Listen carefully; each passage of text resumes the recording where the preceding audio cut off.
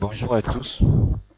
Alors, la dernière famille de sélecteurs que nous allons voir, ce sont les pseudo-éléments.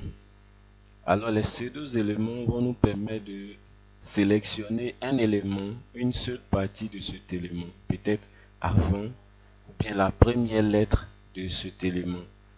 Et au contraire, les pseudo-classes, eux, nous permettent de sélectionner un élément en fonction de son état, soit le premier enfant de ce parent, soit le dernier enfant de ses parents, ok, en fonction de la position, en fonction s'il est activé, si le lien a été déjà cliqué, donc en fonction de son état.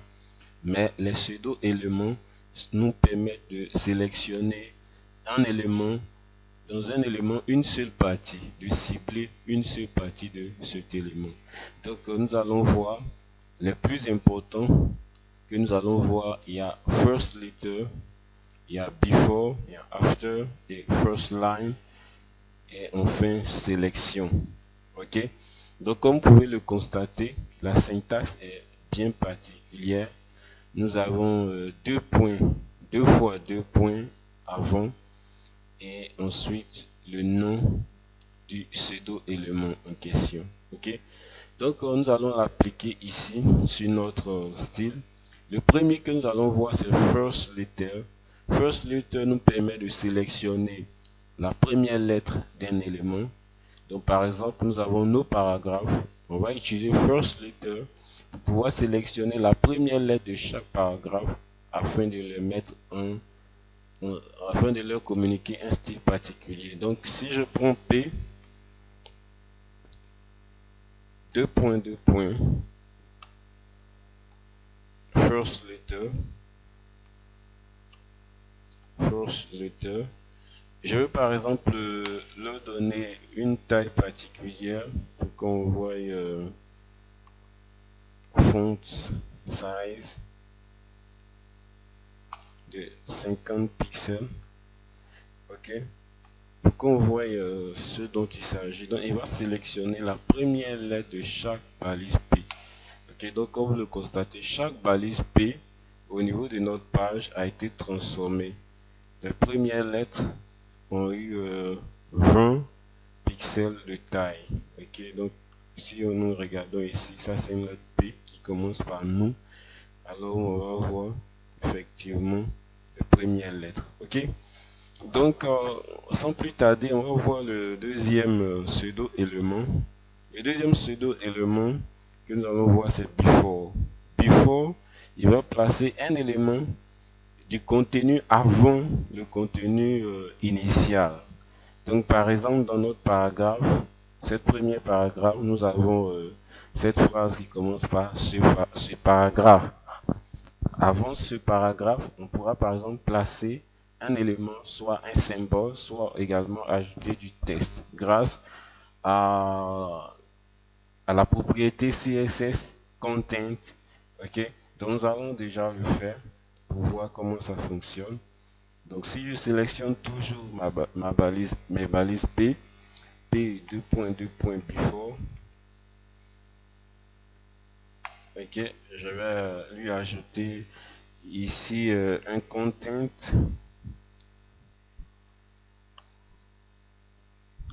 Donc, un content.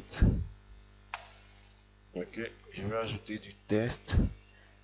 Ok, je suis placé avant le P. Ok, on va bien sûr ajouter de l'espace puisque il doit se positionner. Ok, donc on peut lui appliquer les propriétés display pour manipuler sa position. Par défaut c'est en inline, donc on va actualiser tout à l'heure, vous allez voir. Je peux lui ajouter un color. Ok, blue, voit. Ok, donc qu'est-ce que vous remarquez? On a placé ce test là avant le paragraphe et ça s'est aligné. Donc comme je disais, on peut lui ajouter des propriétés display. Si je mets un display block, il va se placer en haut et l'autre élément va venir en bas en fait. Ok, donc comme le constater. Ok, et on peut même lui ajouter une propriété clear, mais il n'y a pas de souci à se faire à ce niveau. Ok, donc ça c'est la propriété before. Donc s'il y a before, c'est qu'il y a after. After, au contraire, au lieu de placer le test avant, placera le test après. Donc on va voir notre P, 2 points, after, et on va cette fois-ci lui ajouter du test, mais je suis placé après. Ok, donc je rappelle que ce n'est pas seulement du test qu'on peut ajouter, mais on peut ajouter n'importe quel contenu. Donc je suis placé après le P. Ça c'est le test que nous souhaitons ajouter. Donc comme je le disais, on peut décider de le placer par défaut. Actuellement, ce sera en inline. Donc en inline, regardez comment est-ce que ça va se positionner. Ça sera juste là. Mais nous, peut-être ce que nous souhaitons, c'est de faire un display bloc ou bien un display tab qui revienne à la ligne. Ok. Donc, ok. Vous voyez comment est-ce que ça s'est positionné par la suite. On peut lui ajouter également un clear buff. Ok, donc voici comment est-ce que nous avons pu modifier nos paragraphes. C'était une seule ligne, on a pu ajouter des éléments comme ça, comme vous le constatez. Ok, à présent, comme je l'ai dit, on peut sélectionner une partie. Par exemple ici, j'ai une classe qui s'appelle particulier. Ok, je peux sélectionner seulement la classe particulier. Ne pas sélectionner tous les P, mais sélectionner seulement les P qui ont la classe particulier.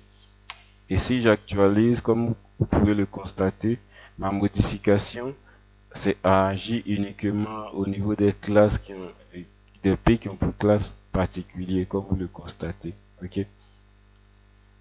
Donc le pseudo élément qui suit, c'est first line. Ok, donc first line va nous permettre de faire quoi? De pouvoir sélectionner la première ligne uniquement. Ok, donc je vais prendre mon P, first line. Ok, donc cette première ligne là, on va décider de lui donner une couleur rouge. Ok, et en plus de ça, modifier le font size à 30 pixels. Ok, donc il va sélectionner en réalité la première ligne de nos paragraphes parce qu'on l'a appliqué sur tous les P. Donc si j'actualise, comme le remarquez, ça s'est appliqué sur la première ligne. Alors je rappelle que lorsque vous modifiez, vous ajoutez propriété before et after, c'est considéré comme si c'était dans le P parce qu'on l'a ajouté au contenu du P. On a juste modifié le contenu du P. Ok, donc comme vous remarquez, il a modifié. Il a placé la première ligne dans une couleur particulière. Ok. La dernière propriété, et je remarque que, je rappelle qu'on pouvait aussi spécifier pour ne pas que ça agisse partout, choisir une classe ok, en particulier. Donc si on fait ça, vous voyez, il agit seulement dans les classes, dans les P où il y a la classe particulier. Il n'a pas agi partout. Ok. Le dernier pseudo-élément que nous allons voir aujourd'hui, c'est le pseudo-élément sélection. Ok. Donc sélection, on va l'appliquer sur tous les P dans un premier temps pour voir. Donc sélection, je vais dire applique le background color. On pouvait agir sur le color également. Un background color black, ok, pour qu'on voit mieux. Un background color black. et puis un color white. Ok, pour qu'on voit mieux de quoi il s'agit. Donc sélection va nous permettre de faire quoi? Lorsque je vais sélectionner mon texte, ça va changer automatiquement le background. Ok, comme le remarquez, j'ai dit, mets le background en noir et le texte en blanc. Donc tous les P ont eu l'effet que je recherchais. Donc c'est pareil, je peux spécifier, ok, qu'il puisse me choisir la classe également, ok, particulier seulement. Ça dépend de ce que je recherche. Ok, donc du coup, ça sera seulement, je peux tout sélectionner, les autres vont avoir la sélection par défaut. Par défaut, c'est le bleu et l'écriture devient blanc. Mais ceux qui ont la classe particulier, eux, quand je les sélectionne, ça devient du blanc et le background devient noir. Ok? Donc voici les quelques pseudo-éléments que nous pouvons voir. Il y a d'autres pseudo-éléments que vous pouvez bien sûr faire des recherches. Il y a par exemple backdrop, il y a Q, il y a grammar error, il y a marker, il y a path, il y a placeholder pour pouvoir modifier bien sûr nos placeholders. Donc ce sont des choses que vous pouvez vous-même essayer de voir, essayer d'apprendre davantage pour faire du contenu, du design encore plus de qualité. Donc c'est sur cette dernière vidéo que nous allons clore les sélecteurs et je rappelle que ce ne sont pas tous les sélecteurs que nous avons vus, mais nous avons vu l'essentiel des sélecteurs. C'est à vous de faire les autres recherches pour pouvoir trouver les autres sélecteurs. D'ici là, portez-vous bien.